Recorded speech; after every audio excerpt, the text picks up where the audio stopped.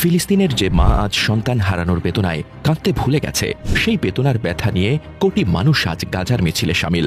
Asia থেকে Africa, Europe থেকে America, কোটি মানুষের শুধু একটাই আর্জি, হায় খোদা, এই বর্বর ইসরায়েলকে কে থামাতে পারে? শুনতে অবিশ্বাস্য শোনালেও এটাই সত্যি।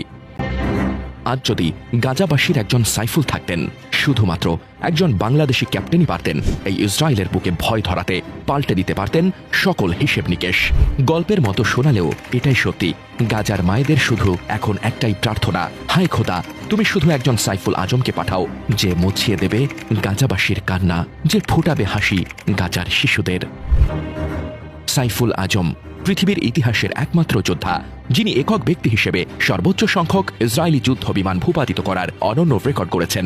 একাই নাগানি চুবানি খাইয়েছিলেন বর্বর ইসরায়েলি সেনাদের। এমন কৃতিত্বের জন্য বাংলাদেশের এই বৈমানিককে সেই সময় নাত আল সুজাহ সামরিক সম্মাননায় ভূষিত করা হয়। এই বীর যোদ্ধার সেই গৌরবময় ইতিহাস হয়তো অনেকেরই অজানা। সাইফুল আজম সুজা 1971 সালে স্বাধীন বাংলাদেশের বাংলাদেশ বিমান বাহিনীতে যোগ দেন। এর আগে পাকিস্তান বিমান বাহিনীতে কর্মরত থাকাকালে 1967 সালের জুন মাসে তৃতীয় আরব ইসরায়েল যুদ্ধ শুরু হয়। সেই যুদ্ধে অংশ নিতে ইরাকি বিমান বাহিনীতে বদলি হন সাইফুল আজম সুজা। পশ্চিম ইরাকে অবস্থান নিয়ে ইসরায়েলিদের বিরুদ্ধে যুদ্ধ করেন তিনি। যুদ্ধ শুরু হওয়ার মাত্র 5 দিনের মাথায় গাজা ও সিনাইয়ের কর্তৃত্ব নিয়েছিল ইসরায়েল।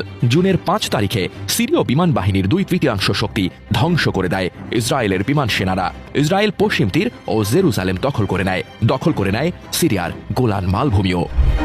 তাদের সামনে বিন্দুমাত্র প্রতিরোধ তৈরি করতে পারেনি মধ্যপ্রাচ্যের কোনো দেশ। এমন পরিস্থিতিতে ইসরায়েলিদের জমদূত হয়ে জর্ডানে যান সাইফুল আজম। 6 জুন আকাশ থেকে প্রচণ্ড আক্রমণে মিশরীয় বিমান বাহিনীর যুদ্ধ সরঞ্জাম গুড়িয়ে দেয় ইসরায়েলি বাহিনী।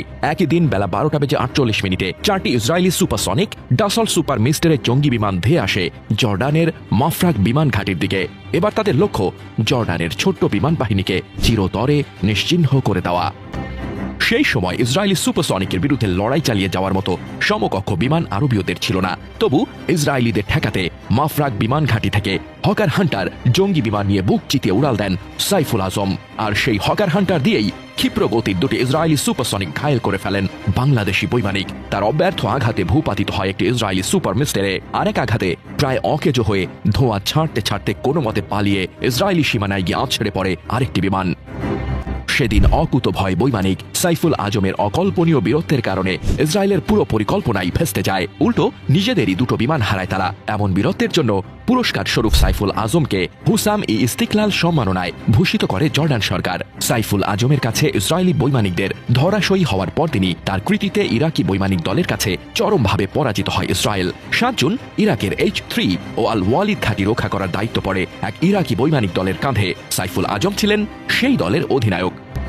সেদিন 4টি ভেটর বোম্বার ও 2টি মিরেজ 3C জঙ্গি বিমান নিয়ে আক্রমণ চালায় ইসরায়েল। একটি মিরেজ 3C বিমানে ছিলেন ইসরায়েলি ক্যাপ্টেন গিডিয়ন দ্রোরের গুলিতে নিহত হন আজমের উইংম্যান। তার হামলায় ভূপাতিত হয় 2টি ইরাকি বিমান। পরক্ষণেই এর জবাব দেন আজম। তার অব্যর্থ টার্গেটে পরিণত হয় দ্রোরের মিরেজ 3C।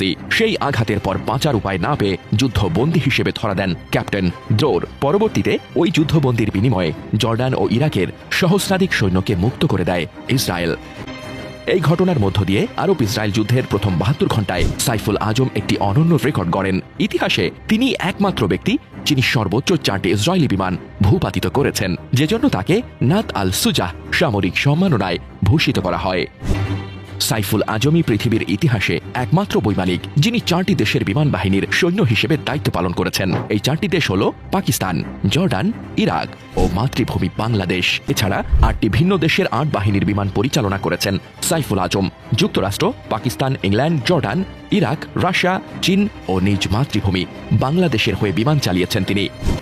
যুদ্ধক্ষেত্রে অনন্য সব অর্জন আর ইতিহাস গড়া সাইফুল আজমকে 2001 সালে ইউনাইটেড স্টেটস এয়ারফোর্স বিশ্বের 22 জন লিভিং ইগলসের একজন হিসেবে স্বীকৃতি দেয়। তাই হয়তো এখনও গাজার বয়স্ক মানুষরা নামাজে দাঁড়িয়ে সাইফুলের জন্য আর্জি জানায়, প্রার্থনা করে ফিনিক্স পাখির মতো সাইফুলের বিমান এসে দাঁড়াক ফিলিস্তিনের মুক্তিকামী জনতার পাশে।